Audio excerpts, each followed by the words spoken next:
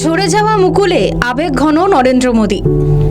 প্রয়াত রাজনীতিবিদ মুকুল রায়, বয়স হয়েছিল 71 বছর। একাধিক শারীরিক সমস্যা নিয়ে দীর্ঘদিন ধরেই সল্টলেকের একটি বেসরকারি হাসপাতালে ভর্তি ছিলেন প্রবীণ নেতা।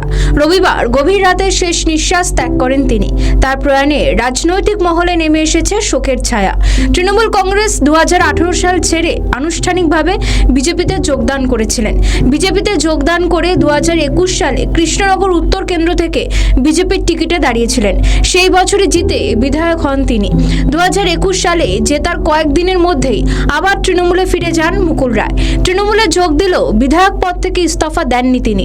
ফুল পাল্টালেও খাতায় কলমে তিনি ছিলেন বিজেপি বিধায়ক হয়েই।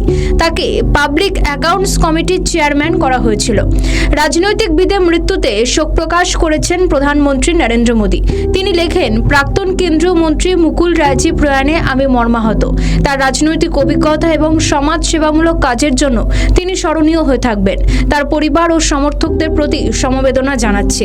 রাজ্যে বিরোধী দলনেতা শুভেন্দু অধিকারী লেখেন, বিশিষ্ট প্রবীণ রাজনীতিবিদ শ্রী মুকুল রায়ের প্রয়াণে সংবাদে আমি গভীরভাবে মর্মাহত। তার পরিবারের প্রতি আমার আন্তরিক সমবেদনা জানাচ্ছি। তার বিদেহী আত্মার চির শান্তি কামনা করি।